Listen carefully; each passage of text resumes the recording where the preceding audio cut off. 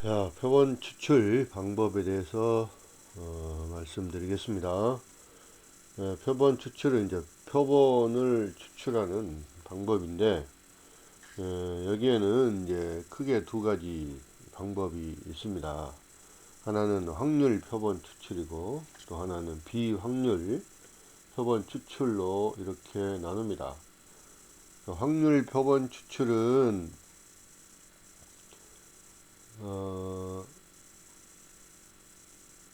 정보나 목록 확보가 가능하고요. 또 확률이 0이 아니고 알려져 있는 경우에 확률 표본 추출을 할 수가 있습니다.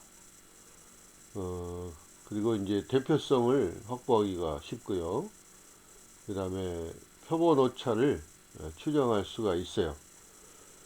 그래서 그 모집단의 모든 구성 요소들이 표본으로 선정될 확률이 알려져 있고, 그 확률이 0이 아닌 표본 추출 방법이에요. 모집단에 대한 정보가 필요하고, 정보 단위의 표본 단위의 목록이 확보되어 있는 경우에 이제 많이 이용을 하는 것입니다. 그러나 이제 확률 표본 추출은 시간과 비용이 많이 들어간다는 그런 단점은 또한 가지고 있습니다. 비확률 표본 추출은 모집단의 구성 요소가 표본으로 선정될 확률을 알 수가 없는 그런 표본 추출 방법인데, 인위적이고 임의적인 방법이라고 말할 수 있는데요. 시간과 비용이 단축이 될 수가 있습니다. 그리고 모집단에 대한 정보가 없거나 표본 단위의 목록이 없을 때 많이 이용하는 표본 추출입니다. 대표성 확보가 어렵고, 또 표본 오차를 추정할 수가 없기 때문에 조사 결과에 대한 일반화가 어렵다는 그런 단점도 가지고 있습니다. 확률 표본 추출에는 네 가지가 있는데, 단순 무작위 표출, 랜덤, 그러니까 심플 랜덤 샘플링이죠. 그 다음에 체계적 표출, 시스테매틱 샘플링, 그 다음에 층화 표출, 스트라티파이드 샘플링, 그 다음에 군집 표출, 클러스터 샘플링, 이렇게 네 가지가 있고요. 비확률 표본 추출 방법에는 임의 표출 또는 편의 표출, convenient sampling이라고 합니다. 두 번째, 판단 표출 또는 목적 표출, judgment sampling이고요. 그 다음에 세 번째, 할당 표출, quarter sampling, 이렇게 7가지가 있습니다. 표본 확률 표출은 이제 정리를 다시 해보자면, 정보나 목록 또는 표본으로 추출될 확률이 0이 아닌 경우, 그리고 이미 그 확률이 알려져 있는 경우, 그 다음에 대표성을 확보할 수 있고 표본 오차 추정이 가능하고요. 비확률 표본 추출은 정보나 목록도 없고 확률도 모를 때 이용하는 방법으로 표본 오차의 추정이 불가능하고, 대표성 확보도 어렵고 일반화하기도 어렵습니다. 그리고 그 대신 이제 편리하고 비용이 적게 든다는 장점도 있습니다. 자, 확률 표본 추출의 종류를 한번 살펴보도록 하겠습니다.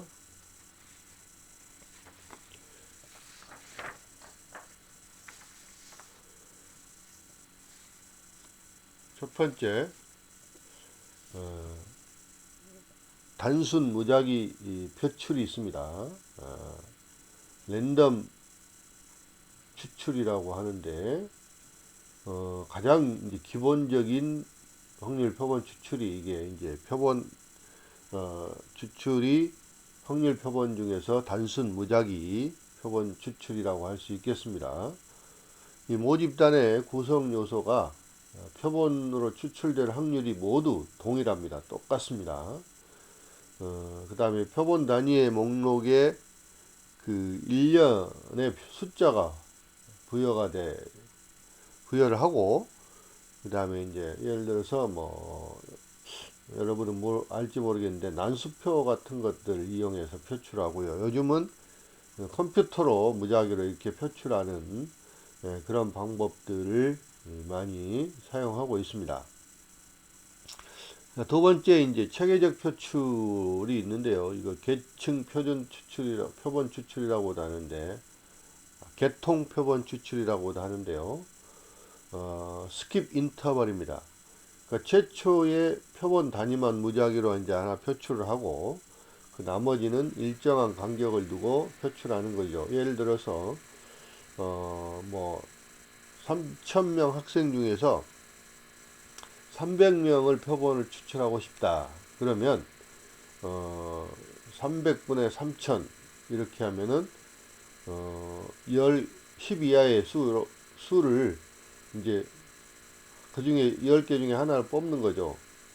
그래서 만약에 이제 5가 됐다.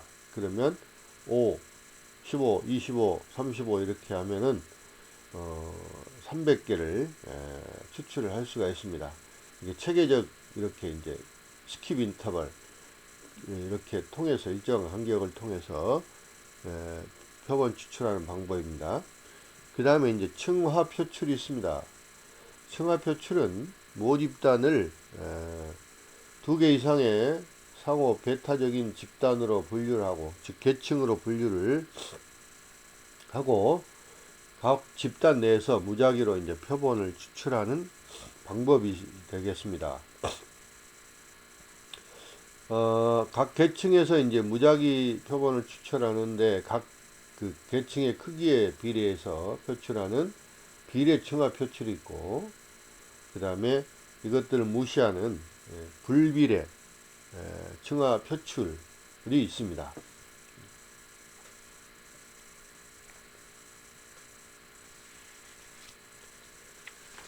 그 다음에 이제 네 번째는 군집 표출이 있습니다. 군집 표본 추출 또는 뭐 집락 표본 추출 뭐 이렇게 얘기하는 클러스터 샘플링인데요. 1차적 그 표본 단위를 개인이 아니라 어떤 집락이나 군집으로 하는 것입니다. 지역 단위 같은 걸로. 그래서 모집단을 서로 다른 소집단으로 나누고 일정 수의 소집단을 무작위로 표본 추출한 후에 그 소집단 내의 구성원들을 모두 조사하는 방법입니다. 이거는 소집단이 모집단을 대표할 수 있어야 되고요. 또 광범위한 지역에도 사용이 가능합니다. 그래서 시간이나 비용이 전략이 가능하고요. 주로 이제 지역 표출, 시군구 같은 행정구역을 대상으로 하는 지역 표출에 많이 활용이 됩니다. 그 다음에 이제 비확률 표본 추출의 종류는 세 가지가 있습니다. 첫 번째 임의 표본 추출 또는 편의 표본 추출이라고 하는데, 또는 우연 표본 추출이라고도 합니다. 이제 비용이 거의 들지 않아요. 쉽게 이용 가능한 대상을 마음대로 이렇게 선정하는 방법이에요. 그래서 절차도 간단하고 비용도 거의 들지 않지만 대표성이 낮고 또 일반화도 낮습니다. 그 다음에 목적 표출 또는 판단 표출이라고 하는 건데, 이거는 연구의 목적에 따라서 대상을 의도적으로 선정하는 방법입니다. 이건 모집단의 의견을 반영할 수 있는 특정 집단을 표본 선정을 합니다. 그리고 이제 이거는 주관적인 판단이 많이 개입이 될 수가 있고요. 의도적으로 하는 것이고요. 그래서 이제 목적에 의해서 표본을 임의로 하는 것이죠. 그 다음에 이제 세 번째는 할당 표본 추출이 있습니다. 할당 표출이라고 하는데, 모집단의 특성 분포를 고려하고 세분 집단별로 구성원 수에 비례해서 표본 크기를 할당을 합니다. 그리고 할당된 수를 임의로 표본 추출하는 방법이에요. 그러니까 각 집단 내에 할당된 수만큼 표본을 추출하는 것입니다. 전국 여론조사 같은 것들 또는 갤럽조사 이런 것들이 주로 이제 할당 표본 추출을 많이 활용을 하기도 합니다. 자, 이것으로서 표본 추출에 대해서 설명을 드렸습니다. 이제 그 외에도 이제 그